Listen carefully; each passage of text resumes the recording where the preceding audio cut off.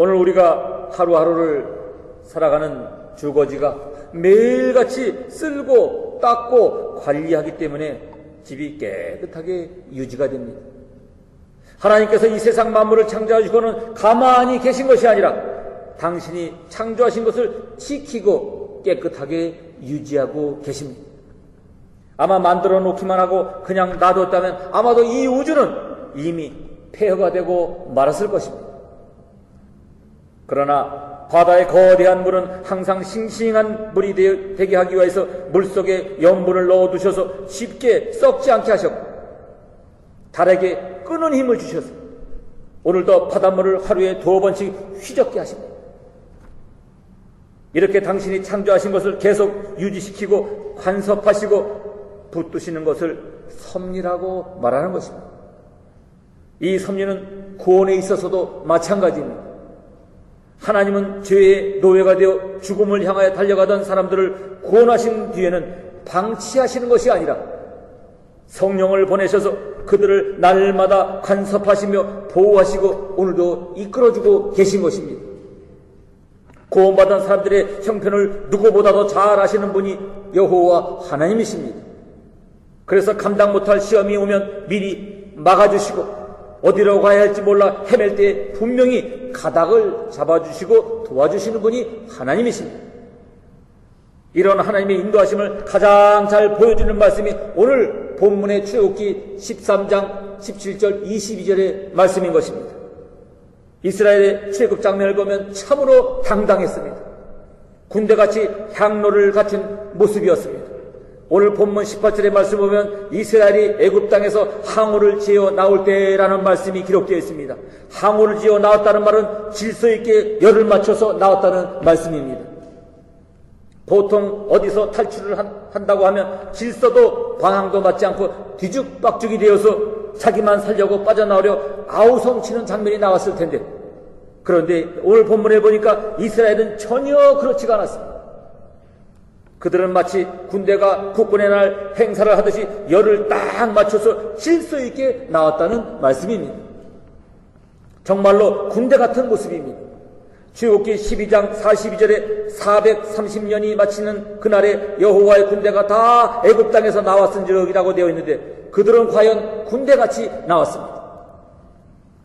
이스라엘을 애굽으로 불러들여 번성할 수 있도록 터전을 마련하신 공로자 요셉은 죽기 전에 유언을 하기를, 우리 민족이 언제 가든 여기서 나가 하나님이 주신 고향 땅 가나안에 가게 될 터인데 그때는 여기에 묻힌 내 유골을 메고 나가라고 유언을 했습니다.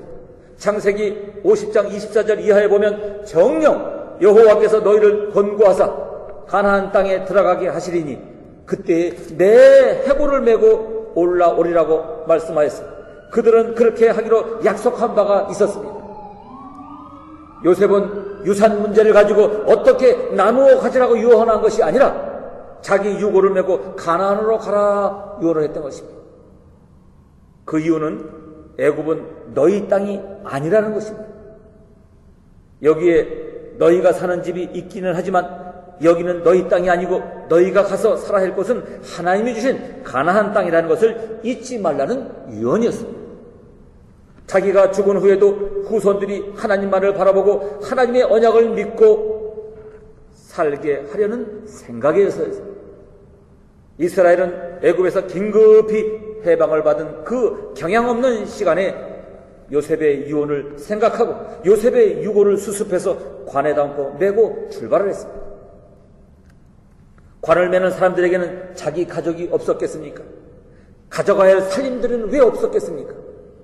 그런데 모세는 요셉의 관을 메고 가게 하였고 그들은 자기의 살림을 어깨에 메거나 자식들의 손을 잡고 나간 것이 아니라 요셉의 유골을 메고 나갔다는 것입니다.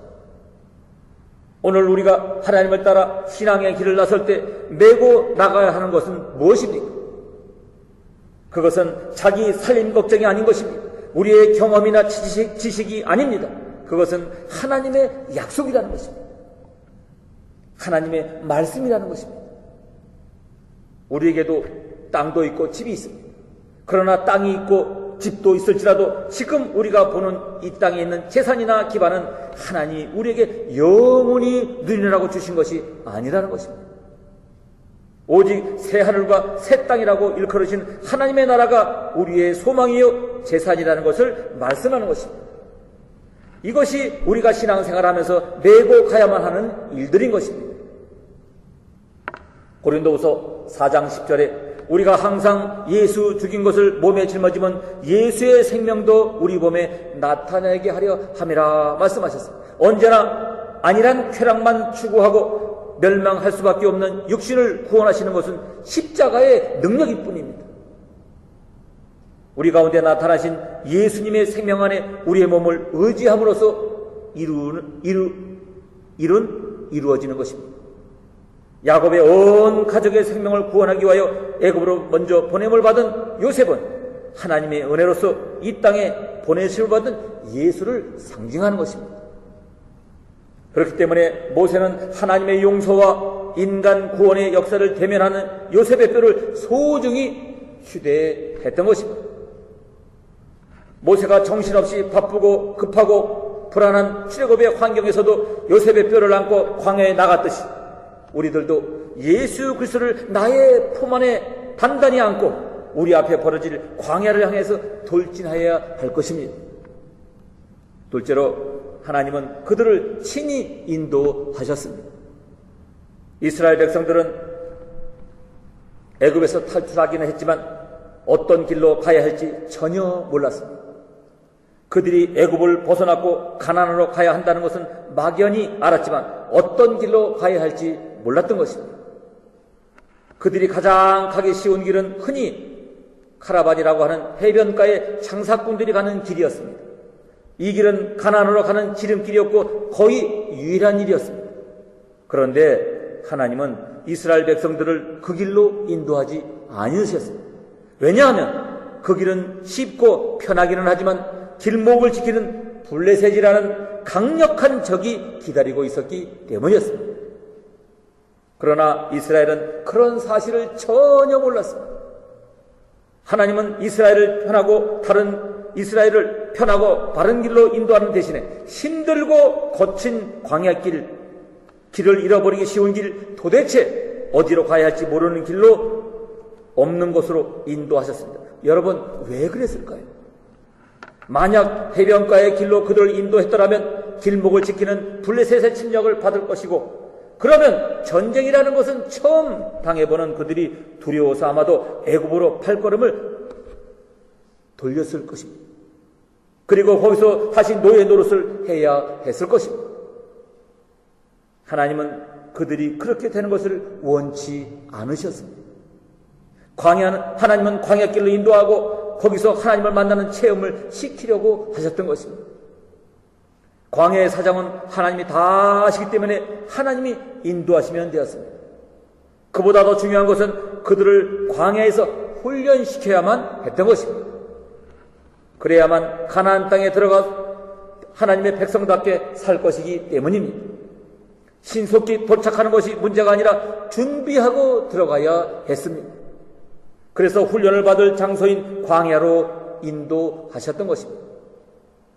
이들이 해야 하는 선택은 누구나 다 알고 있는 편하고 넓은 길로 갈 것이냐, 아니면 어디로 가는지 모르지만 하나님 한 분 의지하고 갈 것이냐 하는 중차대한 일이었어요.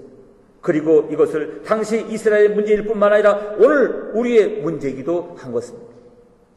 남들이 다 가는 길, 뻔히 아는 길을 따라갈 것인가, 아니면 그 길로 가도 결국 내일은 모르는 일이니 차라리 하나님 한 분만을 따라갈 것이냐, 이것이 문제인 것입니다. 오늘 본문에서 우리는 하나님은 구원받은 백성들을 어떤 식으로 인도하시는가를 배울 수 있는 것입니다.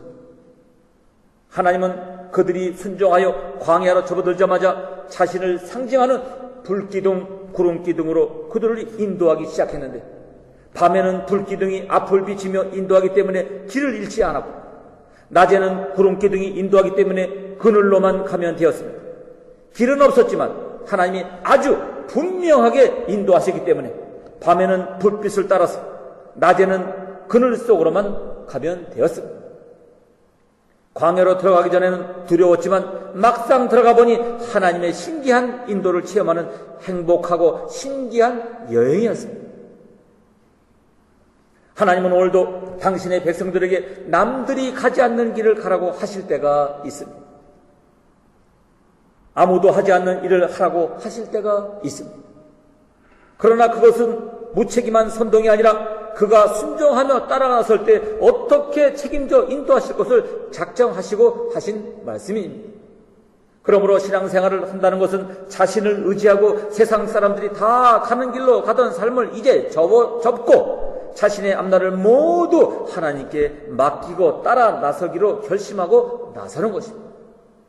2013년 이 한 해도 우리 모두가 이런 결심으로 하루하루를 살아가게 될 줄로 믿습니다. 셋째로, 하나님은 그들의 체질을 너무나 잘 아셨습니다. 그들은 군대처럼 열을 지어 애굽을 나왔다는 사실을 이미 우리는 잘 알고 있습니다. 그런데 열을 지었다고 해서 다 싸움을 잘한다는 것은 아닙니다. 하나님은 그들이 싸움을 할 줄 모른다는 사실을 이미 다 잘 알고 계십니다. 그들은 애굽에서 사는 동안 전쟁이라는 것을 몰랐습니다. 애굽 왕들은 전쟁이 나면 이스라엘이 적의 편에 가담할까 두려워서 그들의 손에는 전쟁 무기는 주지 않았고 노예처럼 일만 시켰고 박해만 했던 것입니다. 그들은 겉으로는 군대처럼 항오를 지어서 행진했지만 실상은 노예의 무리에 지나지 않았습니다. 그들은 지금까지 지키는 대로 했을 뿐이지 무엇 하나 자기가 책임지고 해본 것이 없습니다. 그러므로 그들이 만약 전쟁을 만나면 오합지졸이 되어 애굽으로 도망쳐버릴 것은 하나님이 이미 다 알고 계신 것입니다. 17절에 보니까 바로가 백성을 보낸 후에 블레셋 사람의 땅의 길을 가까울지라도 하나님이 그 길을 인도하지 아니하였으니 이는 하나님의 말씀하시기를 이 백성이 전쟁을 보며 뉘우쳐 애굽으로 돌아갈까 하였음이라고 말씀하고 계세요. 오늘 우리들이 예수를 믿기로 결심을 했을 때 그 한 번의 결심으로 모든 것이 다 끝났다고 생각하기가 쉽습니다. 그러나 이제 내가 죄를 버리고 하나님의 백성이 되었으니 앞으로는 모든 것이 다 잘 될 것이라고 생각하는 것은 어리석은 생각입니다. 이스라엘이 애굽에서 구원을 받기는 했어도 겉모습은 군대처럼 열을 맞췄지만 그들은 여전히 노예의 무리였던 것처럼 우리가 주님 앞에서 나오긴 했지만 우리의 성품은 아직도 여전히 변화되지 않은 채 자신도 원치 않으면서 남들이 가는 대로 따라 살아온 노예 상태가 계속되고 있습니다. 그러므로 조금만 시련이 닥쳐오면 마음이 흔들흔들합니다. 예수 믿으면 다 잘된다더니 이게 뭐야? 나 이제 예수 그만 믿을래 하면서 떠나버릴 수 있는 연약한 모습을 그대로 지니고 있다는 말씀입니다. 그것이 오늘 우리의 모습인 것입니다. 하나님은 이스라엘 백성들의 체질을 너무나 잘 아셨어요. 그들은 전쟁을 치르면서도 가나안으로 갈 준비가 되어 있지 않다는 것을 너무나 잘 아셨어요. 그들이 블레셋 사람과 싸울 힘이나 용기가 없다는 것을 너무나 잘 아셨습니다. 그들이 할 수 있는 것은 불평이나 원망뿐이지 어떤 어려움이든지 뚫고 나갈 각오나 결심이 없다는 것을 너무너무 잘 알고 계셨어요. 그들은 크고 넓은 쉬운 길을 원했습니다. 아무 부담 없이 남들이 가는 길을 따라가다 안 되면 되돌아오면 되는 그런 길을 원하고 있었습니다. 그런 마음을 다 아시는 하나님이 그 길로 인도하실 리가 없는 것입니다. 하나님은 그들을 빨리 가나안으로 데리고 가는 것이 목적이 아닙니다. 하나님이 바라시는 것은 그들이 정말로 하나님의 군대가 되는 것입니다. 하나님이 바라시는 것은 그들이 정말로 하나님의 군대가 되어서 하나님 앞에 쓰기에 필요한 일꾼을 만드는 것이었습니다. 그래서 그들에게 훈련이 필요했던 것입니다. 그들은 체력이 아니라 믿음이 강해져야 하는데 그러기 위해서는 하나님이 직접 하나님을 경험해야만 했던 것입니다. 하나님을 체험하기에 가장 합당한 장소로는 아무 대책이 없는 광야가 제격이었습니다. 그리고 광야는 길도 없기 때문에 그들이 되돌아갈 길을 알 수 없는 광야가 제격이었습니다. 그래서 그들이 해변길로 가려는 것을 막으시고 광야로 인도하셨던 것입니다. 하나님께서는 그들이 미처 깨닫지도 못하는 위험을 미리 아셨고 그들이 그 길로 가지 못하도록 막으시며 친히 하나님을 체험하며 강한 믿음을 갖도록 훈련시키기 위하여 광야길로 인도하셨던 것입니다.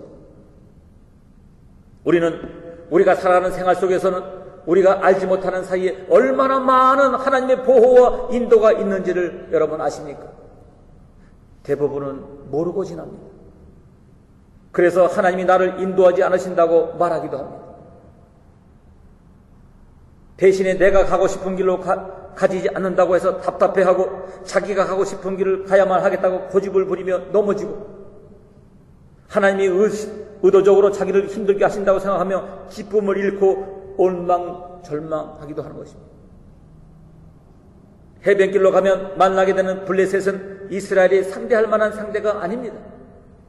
블레셋은 원래 크레다 섬에서 이주한 민족으로서 이미 스파르타식 등으로부터 고도의 훈련을 받아 있었기 때문에 이제 갓 해방된 이스라엘이 당할 수 없는 무시무시한 적들입니다.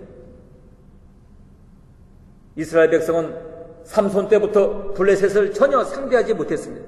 그들은 훈련이 필요했던 것입니다.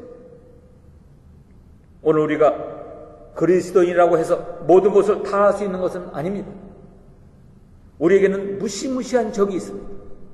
혈과 육이 아닌 영적인 세력인데 하나님께도 대드는 사단입니다. 이 사단과 싸우려면 힘을 길러야 하는 것입니다. 말씀으로 살아야 합니다. 말씀을 순종하여 하나님이 나와 동행하신다는 확고한 체험을 얻어야 하는 것입니다. 오늘날 그리스도인들이 교회에서는 제법 신자 구실을 잘한다고 하면서도 밖에 나가서는 전혀 신자 구실을 못하고 신앙까지 잃어버리는 이유가 무엇입니까? 그것은 자신의 상태가 어떠하고 또 밖에서 기다리는 원수가 얼마나 강한지를 모르고 하루 강아지처럼 덤볐기 때문인 것입니다. 우리는 겨우 주일에 빠지지 않고 출석하면서 성경 지식이 조금 있으면 믿음이 좋은 것으로 생각을 하지만 그러나 세상은 우리에게 결코 그런 문제를 내지 않습니다. 전혀 이해할 수 없고 신앙을 지키고자 한다면 망하고 죽을 수밖에 없다고 판단될 그런 상황으로 몰고 갑니다.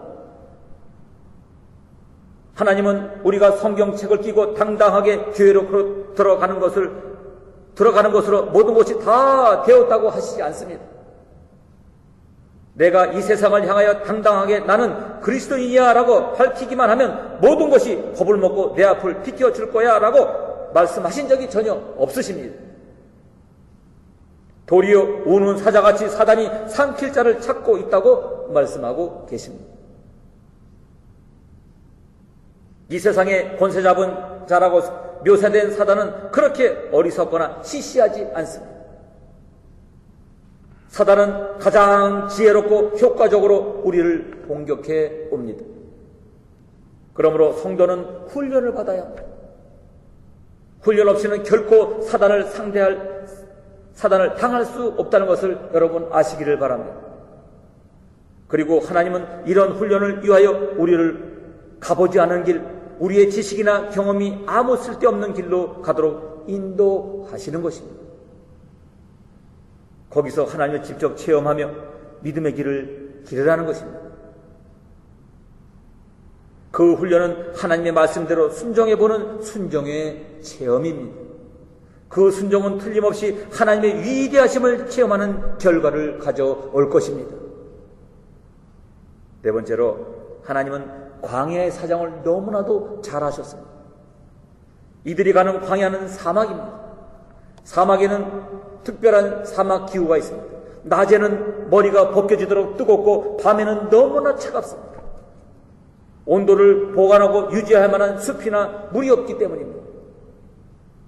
풀 한 포기가 찾아보기 힘든 사막에는 낮과 밤의 기온 차이가 물과 숲이 있던 땅보다 훨씬 더 심각합니다. 이스라엘을 광야로 인도하신 하나님은 광야가 그런 상황이라는 것을 아셨고 그래서 하나님 직접 도우시느라고 낮에는 구름 기둥을 주어 시원하게 보호하여 가야 할 방향도 알려주셨고 밤에는 불기둥을 주어 따뜻하게 보호하실 뿐만 아니라 불기둥이 있는 쪽을 향하여 가도록 길을 인도하셨습니다. 그리고 이 불과 구름기둥은 그들이 광야길을 걷는 40년 동안 하루도 쉼없이 그들 위해서 덮고 보호하고 앞에서 이끌어 주셨던 것입니다. 그렇기 때문에 그들은 길도 없는 광야로 걸어갔지만 길을 잃어버린 일이 없었고 열사의 해를 받은 사람이 없었던 것입니다. 그들을 광야길로 인도하신 분은 여호와 하나님이십니다. 하나님은 광야의 상태가 어떠한지를 이미 잘 알고 계십니다. 하나님은 길을 인도하시기도 하지만 그 길에서 만난 상황에 대한 준비까지도 미리 해 주시는 분이십니다. 우리를 구원하시고 인도하시는 대로 정말로 치밀하시는 분이십니다.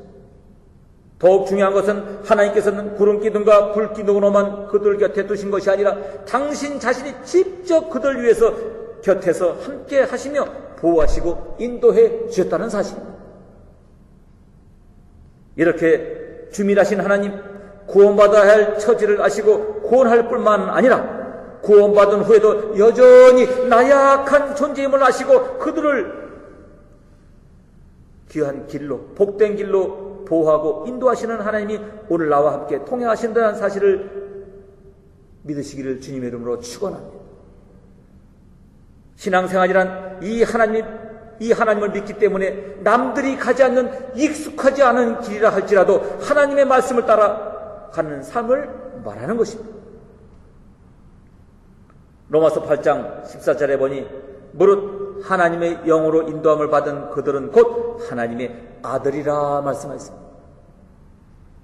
하나님은 오늘 세상을 탈출하여 하나님의 인도를 받기 시작한 신자의 삶에 성령을 보내어 인도를 시작하십니다. 광야에서 불기둥으로 구름기둥으로 인도하셨던 그 하나님은 이제 성령님을 우리 마음 안에 보내어 훨씬 더 효과적으로 인도하십니다. 광야의 상황을 아시고 이스라엘의 체질을 아시는 하나님이 당시에도 완벽하게 인도하셨듯이 오늘 우리의 체질을 아시고 이 시대의 상황을 아시는 하나님은 우리 개개인에게 맞는 맞춤형 인도를 해주시기 위하여 각자에게 성령을 파송하셨던 것입니다. 할렐루야. 오늘 하나님이 가라 하셔서 순종의 고난을 길을 가는 분이 계십니까? 스스로 자립할 수 없는 이웃을 남모르게 책임지고 수고하는 분들이 계십니까? 하나님께서 하라 하셔서 구제 헌금과 선교 헌금을 드리기 위하여 돈 한 번 넉넉히 써보지 못하면서 힘들게 헌신하시는 분들이 계십니까? 하나님은 당신이 이 길로 가라 하셔서 순종의 길을 가는 사람들이 가는 길을 이미 아시는데 그가 그 순종의 길을 가다가 그 길에서 어떤 일을 만날 것인가야 그것을 어떻게 도울지를 이미 다 아시고 계십니다. 그리고 당신의 영인 성령을 우리 안에 보내서 우리의 생각과 마음을 깨우쳐 주시며 감동시켜 주시고 상황을 당신이 직접 주관하여 우리를 철저하게 돕고 계십니다. 이것을 믿고 살아가는 것이 오늘 바른 성도의 삶인 것입니다. 오늘 순종하는 길을 가면서 힘들고 어렵다 할지라도 염려하지 말고 하나님을 믿으시기를 바랍니다. 그리고 이 어려움을 통해서는 또 어떤 하나님의 인도를 체험할 것인가 하는 기대를 가지고 하나님을 바라보시기를 바랍니다. 그러면 하나님과 동행하는 신앙의 여행을 즐길 수가 있을 것입니다. 인생은 여행입니다. 투어입니다. 미지의 장소를 찾아가 풍경을 감상하고 그곳 사람들이 사모하는 모습을 보고 풍습을 보고 그곳의 음식을 먹어보면서 즐기는 것이 바로 여행인 것입니다. 그러나 여행 자체가 좋기는 하지만 누구와 함께 여행하는 것은 참으로 더 중요한 것입니다.